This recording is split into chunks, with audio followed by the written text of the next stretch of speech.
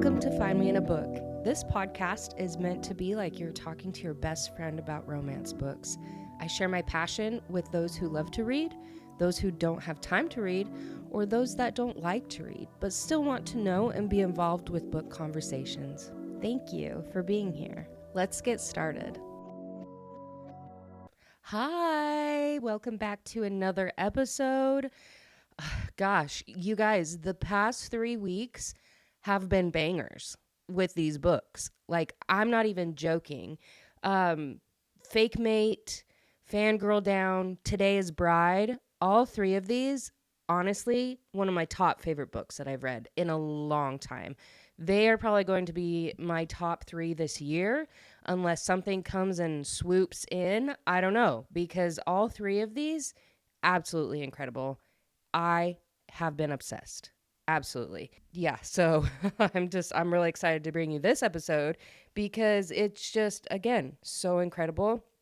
And there will be a point in the episode where I'll be like, okay, this is where major spoilers come in, because there is a twist at the end, because this has a little bit of mystery in it.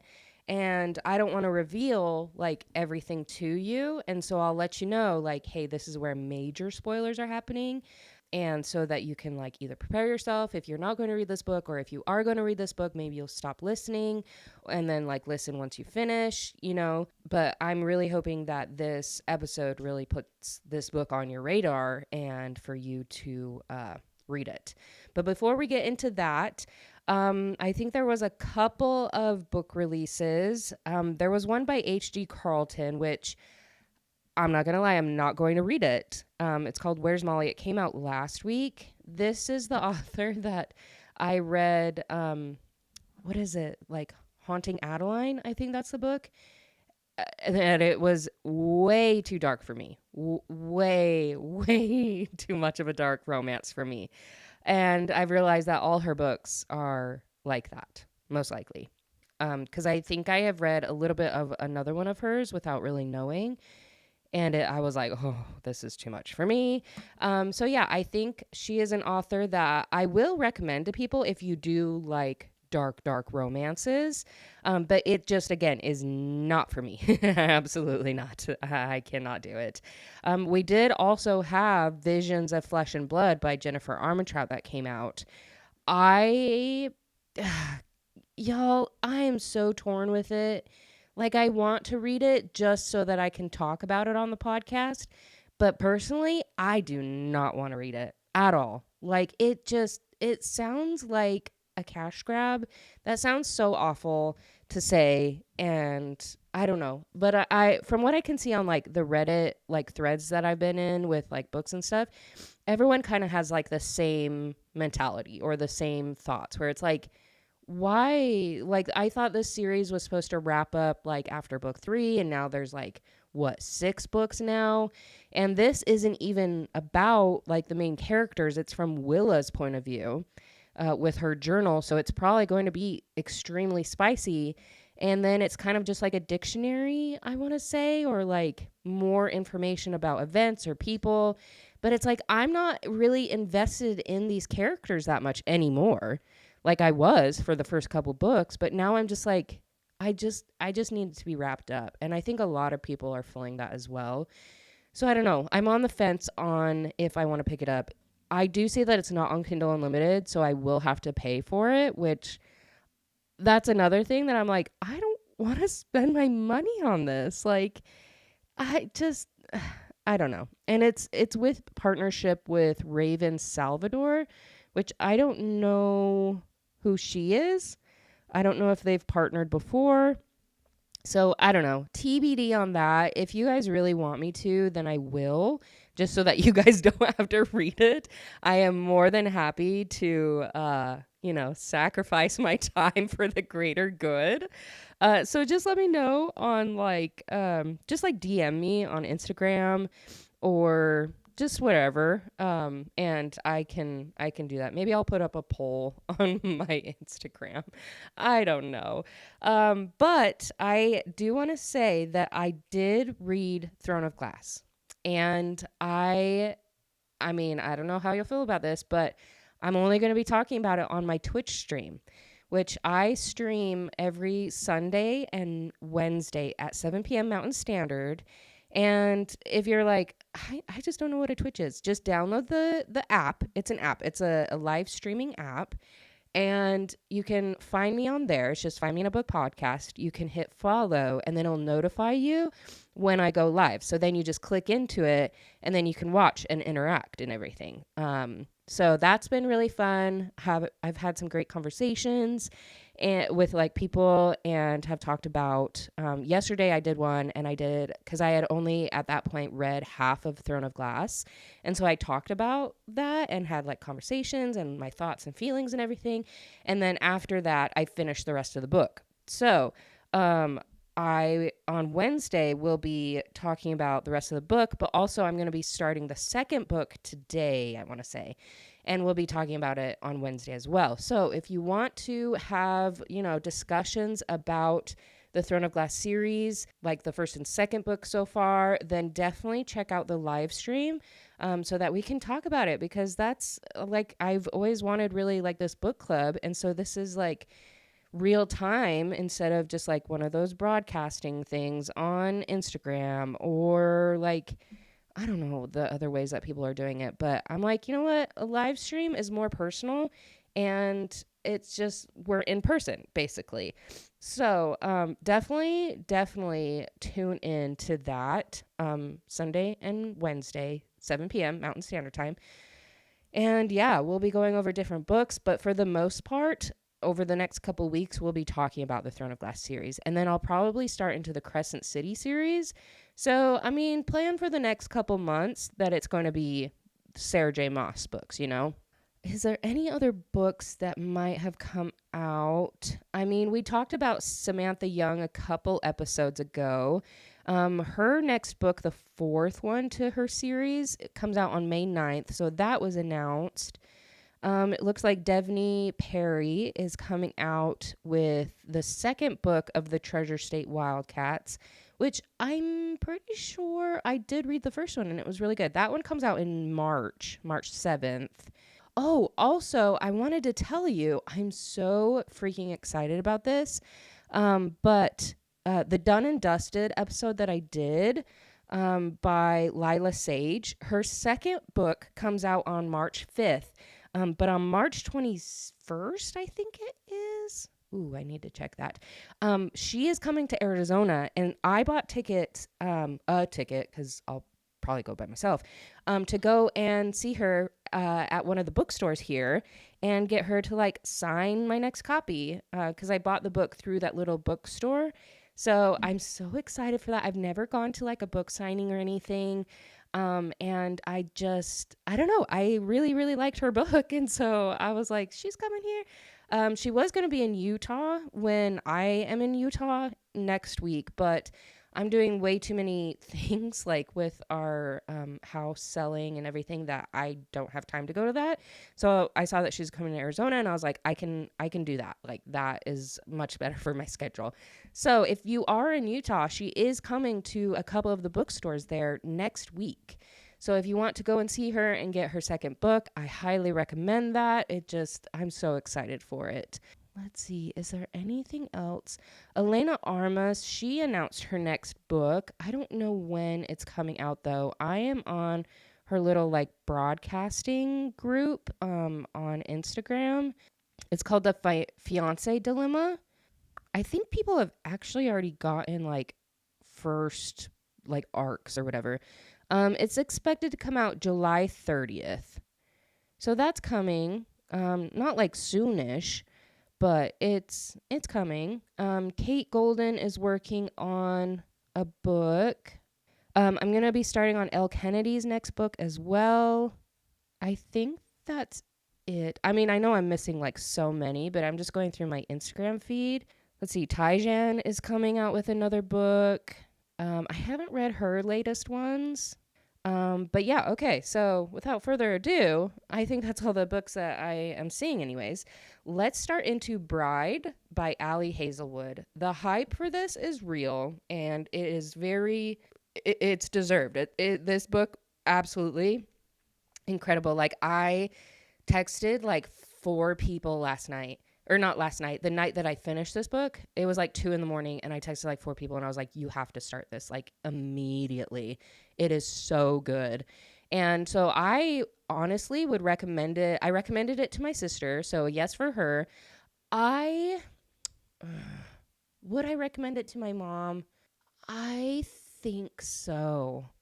I think so. There is a little bit, like a little, okay. So when we talk about the spice, like it's spicy, but it's not overly top spicy. You know what I'm saying? And on one of the streams, it was a week ago, I looked up the Omegaverse and researched all of that, and it all makes sense now. But surprisingly, this didn't have like any Omegaverse really in it except for the anatomy of the werewolf's his peen, and the knot at the base, if you know what I'm saying, which we can talk about in a little bit. So the Omegaverse was more relevant to the Fake Mate book that I read, and it all made sense now for that book. It was especially jarring to learn about the male when he is the Omega, because once he's in heat, I'm sorry. He grows a uterus in his butthole. Like, I don't know how it happens. That's just what I read. That like a uterus grows through there and it like closes off so that you don't get like, fecal matter in it. It just, yeah, and I don't know if like, I don't know if that's what people write about. I don't even know. But it also started from the Supernatural fan fiction, which was so interesting because I watched that show. Anyways, enough about that. But the only thing in this Omegaverse, like that's relevant for Bride, is the knot on the base of the werewolf's penis.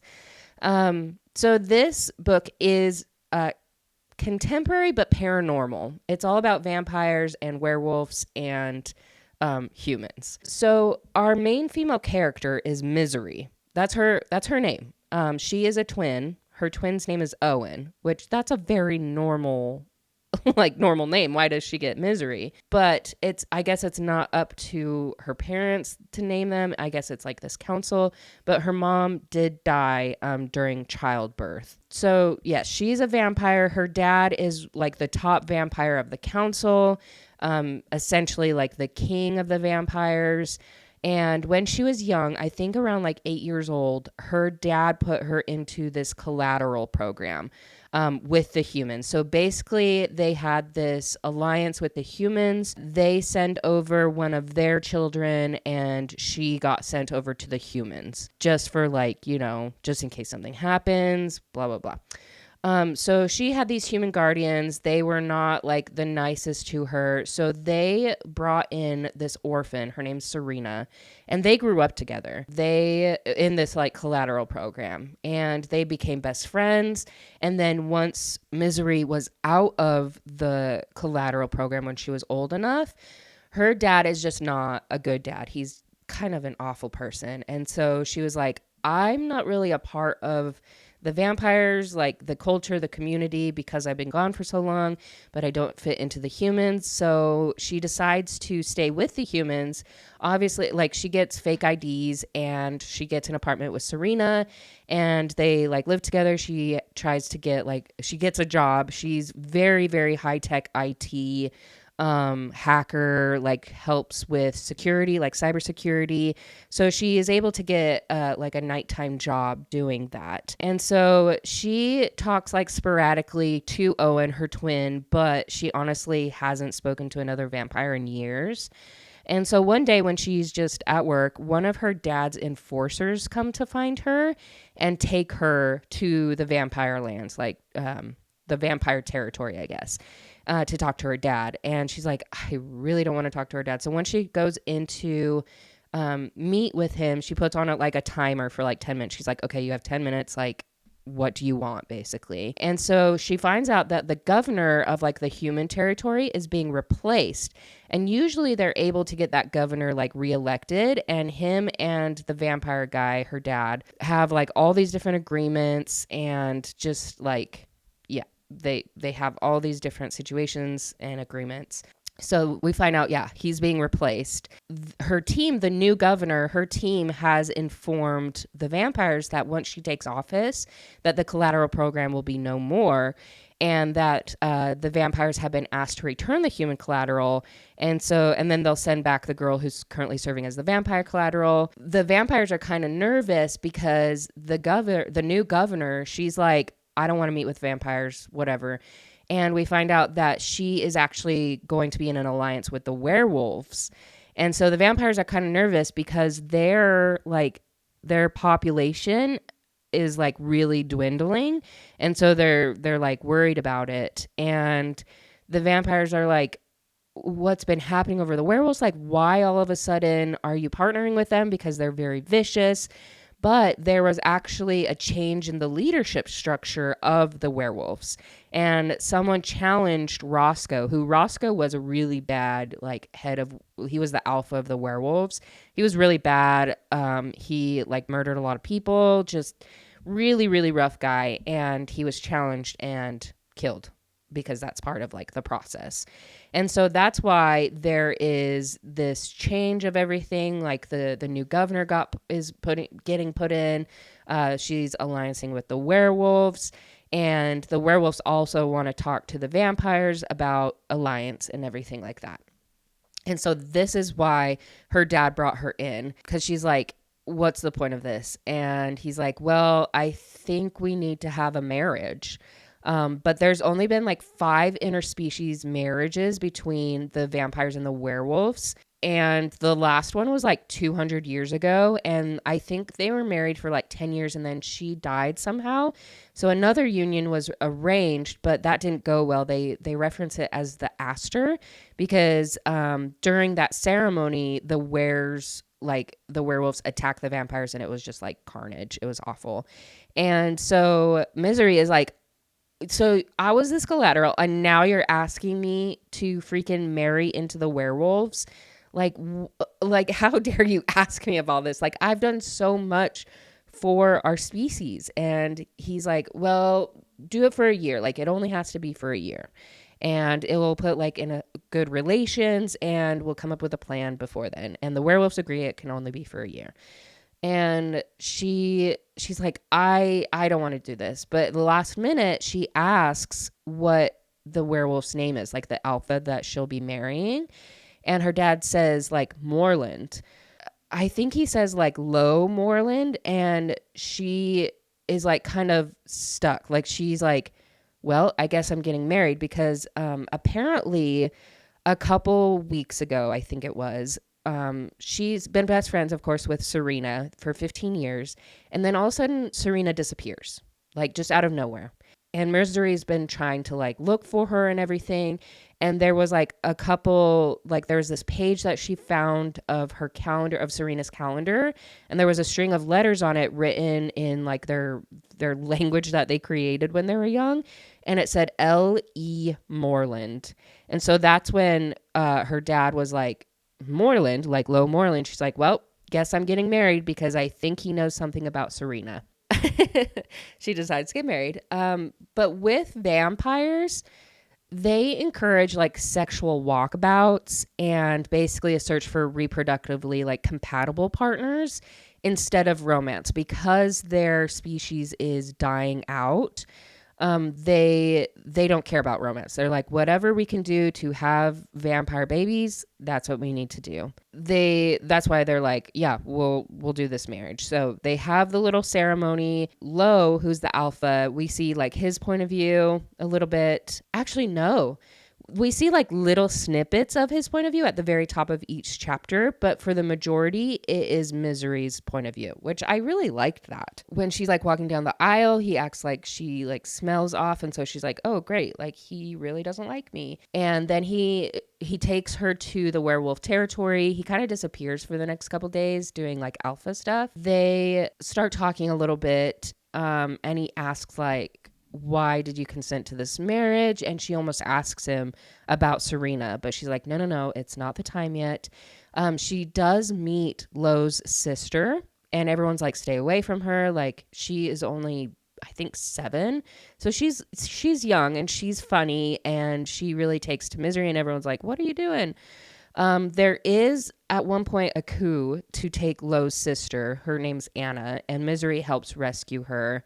And there's this young wolf that tried to take her, and so they're trying to get like the information out of him. And she's like, let me help. Like, Misery's like, let me help. And we learned that they have this thing called the thrall, which the humans, say that they have like these magical mind control powers. But she explains that it's like simple biology, that there's like an additional intraocular muscle that allows them to shift their eyes like really high speed and induce like a hypnotic state. And so her dad can do it like really, really well, and can do it without like touching their like victim at all. But she had to like touch the kid's face and get him to like really pay attention to her. And the thrall only works on other species, and not like every brain is really equally responsive. But she is able to help them figure out a little bit more on who is trying to take her sister or his sister Anna. A couple weeks have passed, and one of Anna's caretakers gets mad at her, and she says, Liliana, Esther, Moreland, like, come here. And that's when Misery turns to Lo and was like, Liliana? And he's like, yeah, Esther. So L.E. Moreland. So it's not Lo that she's been looking for. It's Liliana. It's Anna. So now we have the mystery, like, okay, why does Serena want to know about Liliana? And so that's when she decides to come clean to Lo and talk to him all about Serena. And she tells him like Serena was covering like some financial stuff. She worked for like a magazine or a newspaper, like news outlet. And her degree was in economics, so mostly like market analysis. She sometimes did crimes. And so they are trying to like on the side figure out who maybe took Serena, try and figure her out, because they know that it's related to Anna, and they've been trying to figure out who's trying to take Anna and why. I mean, we find out why, which this is like a little bit of a spoiler, but you learn like pretty quickly in the book about this. Anna and Lo don't share the same father. They share the same mother. Their mother is dead, and Anna's father is somewhere in human territory. And Lo's dad is dead as well. But we find out that Anna's father, of course, is human, and her mother is a werewolf. So she is like half human, half werewolf, which has not been heard of before.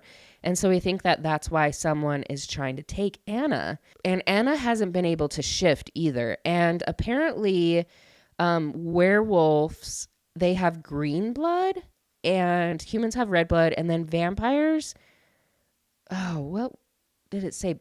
Was it purple or blue? I don't remember, but it's different like that as well. And so, but she does have some of like the wear traits. So like she's more agile, she's stronger than a human. Her vitals are all over the place. And so when Lo took over for Roscoe, like killed Roscoe, there was a pack of wolves or werewolves that didn't think that it was fair. They didn't want him as their alpha. And so they kind of left and separated, and they rebrand themselves as the Loyals. So they think that like Lo's pack thinks that the Loyals are coming after Anna and doing all these different things. And so they're just trying to get down to it. We also meet Cohen, who Cohen is he's the alpha of the Northwest pack. And when Lo was young, Roscoe knew that Lo was really, really strong because Lo's mom was Roscoe's second in command. Roscoe kind of saw Lo a lot and just knew that he was like a really powerful like werewolf. And so he sent him away to Cohen's pack. And so Lo was basically forced to leave his home without knowing, honestly, when he'd be able to come back. And when he did come of age, he still wasn't allowed to come back. So he went to Europe, he went to school, he started a career like he was going to be this architect. And then when he learned that Roscoe was becoming deranged, he's like, okay, now it's time for me to go and fight for this pack. So that's how he came to be the alpha of this pack. And when going back to like Serena, when Misery is talking to Lo about Serena, she's like, you know what? We had a huge fight a few days before she disappeared, like the biggest one ever. Like, she wouldn't do this to me. And they just know that she's related, like, somehow, like, her kidnapping or whatever happened to her is related to Anna. During all this, like, they start to get a little bit closer, like Misery and Lo. They start to, like, really start to enjoy their, I don't know, a friendship is being built between them, and talking with each other. And Misery learns more about like the werewolf culture, and she asks him like what a mate is. And he's kind of like uncomfortable with it because he's like, it's like a werewolf thing. Like, it doesn't matter. And she's like, no, tell me. And so he explains like it's who you're meant for, like who is meant for you. Like scent is a big part of it, and touch. Like there's triggers inside the brain. But it's pretty rare. Like most werewolves don't expect to find one, and by no means the only way to have like a fulfilling romantic relationship. So it's very interesting that it is so rare. When the things start happening with Anna a little bit more, like she gets where there's this point where Lo is like, you know what, I got to go meet with Emery, which she is Roscoe's widow. And because he's pretty sure that Emery is behind the attempted kidnapping of Anna. And so he is also a pilot, which, okay, love that. This is kind of like a little slow burn romance, but it's just there's so much tension between them. It's like perfect. When they fly in, so Misery convinces Lo to take her with him because she is very into IT and can hack things, and she wants to help. So she convinces him to take her because they want to kind of hack Emery's computer. And so it's just them that go on this plane. And when they land, he's like, hey, I have to basically make you smell like me. Like, I have to scent you in the traditional wear way, and it entails like rubbing his skin against yours. And that's what happened in The Fake Mate as well, with like the two doctors. Like, he had to scent her by rubbing like necks together to get kind of his smell onto her. And there's like this cute moment where she's like, do I smell like? And he's like, mine. Like, you smell like mine, Misery. It's like it's such a good, like, spicy moment that you're like, okay, this is so great. So they are able to get onto Emery's computer. They hear people coming down from the hall, and he's like, feed from me. Like, act like we're making out, or because their excuse from leaving the table was that Misery had to feed. And so he's like, no, actually do it. And that's when things start to get a little bit more spicy because they both are so like aroused by it that it is just, like, it's just so perfect. And I just loved it. And so after that, they have to leave because Anna gets kind of sick. And so Misery is able to help her get through that sickness because she is like half human. Anna is half human. So they're able to get like some antibiotics and really like save her. Through all this investigation, they find out who Anna's father is, and they are trying to find out if Serena maybe meant to meet up with Anna's father and maybe didn't realize like that's what was happening. But 2 weeks after Serena's disappearance, there was a car accident and Anna's father died.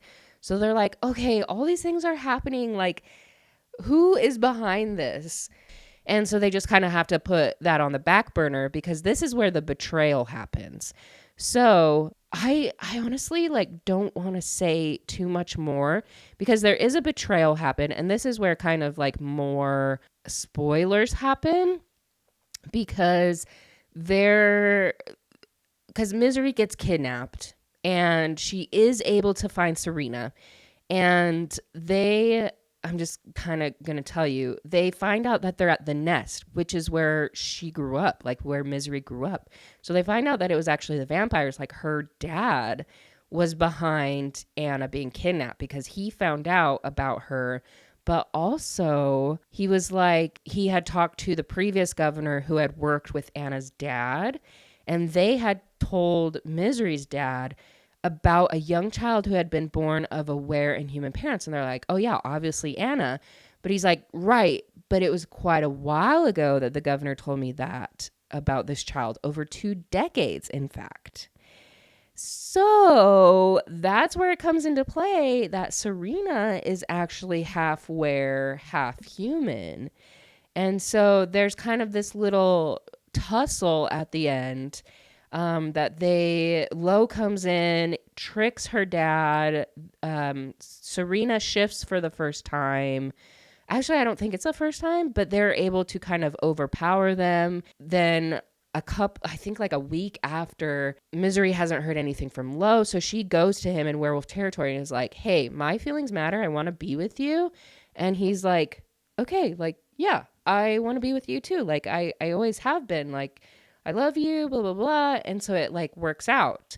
And yeah, I skipped over a lot of the ending because it just, how it happens, what the twists were, it just was so good. Like, you have to read this book. You have to read this book.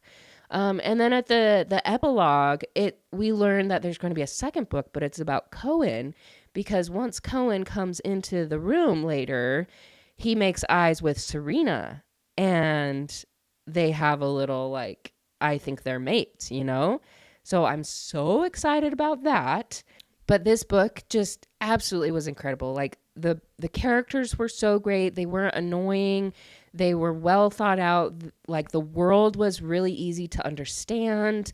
Like, there was enough explanation, like not like an over explanation, like all at once. Like, it came throughout the story when you needed it. And it was so perfect. Like, so perfect. So I highly recommend, if you like werewolves and vampires, which, I mean, all of us kind of do, right? Because of our Twilight era. It's so good. It's like a million times better than Twilight. Like, a million times better. And it has those spicy scenes, and it has like kind of a forbidden love and mates and Grumpy Sunshine, which she's kind of a sunshine, but she has learned to basically have no feelings and no warmth, but she does learn to have that over time in this book. And you see her blossom and to become more of like this great person, like an overall great personality, and just like very welcoming. And so it works out great. Like, you just love all these characters. And then, yeah, there is a betrayal in here where you're kind of like, oh, what? So there is like a little bit of suspense. I think I say that word wrong all the time. A little bit of thriller, a little bit of mystery, the romance. It's just all tied in so perfectly. And I'm just ready for the next book already. It's just incredible. But anyways, I hope you loved it. I hope you read this book because, again, it is so amazing. I can't stop raving about it.